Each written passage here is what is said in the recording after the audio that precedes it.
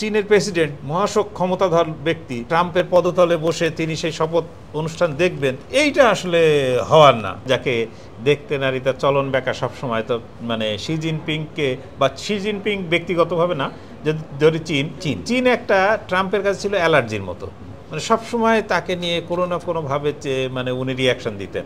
কিন্তু হঠাৎই ফক্স নিউজে একসময় ব্রেকিং প্রচার করা শুরু করলো যে ট্রাম্পের শপথ অনুষ্ঠানে আমন্ত্রণ জানানো হয়েছে চীনের প্রেসিডেন্ট শি জিনপিংকে। শি জিনপিংকে আমন্ত্রণ জানানো, এটা আসলে প্রথমে কেউ বিশ্বাস করতে চায়নি যে এটা হতে পারে, যে লোকের বিরুদ্ধে 24 ঘন্টা বলে যাচ্ছে তাকে আমন্ত্রণ জানানো। কিন্তু পরে যখন ট্রাম্পের যিনি এখন প্রচার বিভাগের দায়িত্বে আছেন, তিনি কনফার্ম করলেন যে না, ওটা ফক্স নিউজ যেটা দিয়েছে সেটা আসলেই সত্যি এবং আপনার শি জিনপিংকে আমন্ত্রণ জানানো হয়েছে। তো শি জিনপিংকে আমন্ত্রণ জানানো হয়েছে ঠিক আছে, কিন্তু শি জিনপিং কি আসবেন সেটা হচ্ছে একটা বড় প্রশ্ন।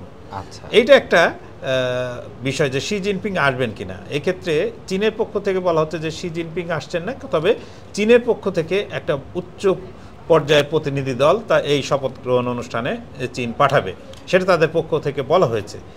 এর একটা সুন্দর ব্যাখ্যা দিয়েছেন যে একজন আমেরিকান বিশেষজ্ঞ, যিনি চীন সম্পর্কেও যার ভালো ধারণা আছে, তিনি বলছেন যে ট্রাম্প ডায়াসের উপরে বসে শপথ নেবেন আর শি জিনপিং প্রেসিডেন্ট, চীনের প্রেসিডেন্ট মহাশোক ক্ষমতাধর ব্যক্তি, তিনি মানে ডায়াসে বাইরে নিচে বসে, মানে বলতে গেলে ট্রাম্পের পদতলে বসে তিনি সেই শপথ অনুষ্ঠান দেখবেন, এইটা আসলে হওয়ার না।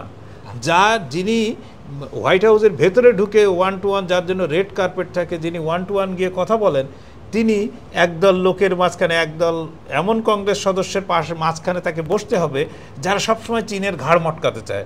তো এইরকম লোকের মাঝখানে তো শি জিনপিং যাবেন না, এবং আসলেই সত্য শি জিনপিং কিন্তু যাচ্ছেন না। চীন শেষ পর্যন্ত একটা উচ্চ পর্যায়ের প্রতিনিধি দল পাঠাচ্ছে। তার এই ব্যাখ্যাটা আমার কাছে ভালো লেগেছে।